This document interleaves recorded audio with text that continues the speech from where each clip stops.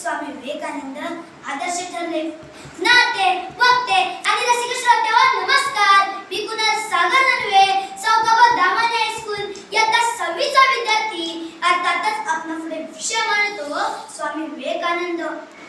शक्ती जीवन आहे, निर्बलता मृत्यू आहे.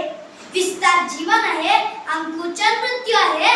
प्रेम जीवन आहे, द्वेष मृत्यू आहे. आणि जर तरुण दुर्बल असेल तर तो राष्ट्राचा मृत्यू आहे. असे विचार देणारे असामान्य व्यक्तिमत्व म्हणजे स्वामी विवेकानंद. नरेंद्र नावाचा छोटासा मुलगा भारतीय संस्कृतीची पताका घेऊन, हिंदू संस्कृतीचं अधिष्ठान घेऊन त्या अमेरिकेच्या शिकागो मध्ये गेला. त्या अमेरिकन शिकागोच्या धर्मसभेमध्ये बोलायला उभा राहिला. 23 वर्षाचा बगवी कपडे घातलेला पोरगा तर बोलणार तरी काय.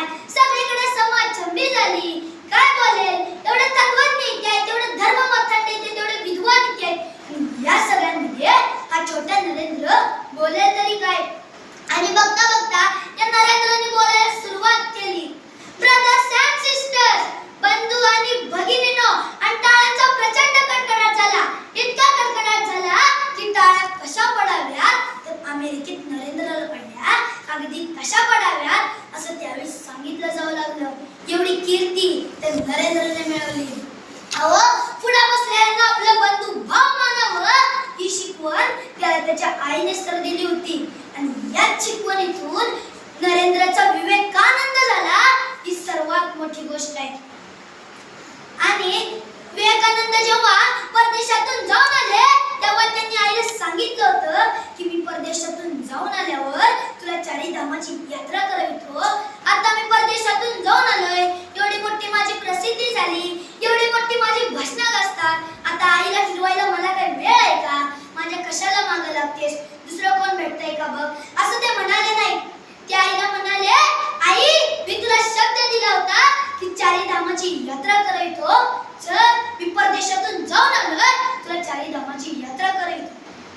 आईला सोबत घेऊन ते चारीधामाची यात्रा करायला निघाले. चारीधामाची यात्रा करत असताना आता विवेकानंद येणार म्हणल्यावर उत्सुकता असायची की विवेकानंदांच्या गळ्यात हार घालायला जायची.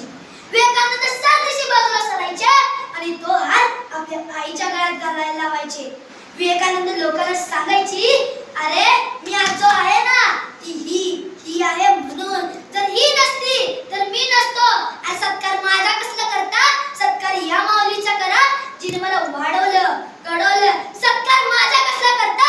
सत्कार माझ्या पित्याचा करा ज्यांनी मला ज्ञान देऊन विचार देऊन उभं केलं. आई बाप खरं तर वाढवायला हवेत, जपायला हवेत. एवढं साधं गणित आपल्याला कळायला हवं.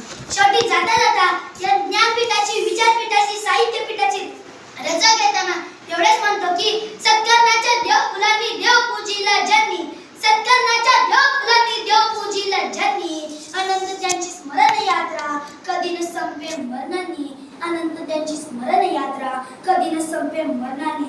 मनपूर्वक धन्यवाद.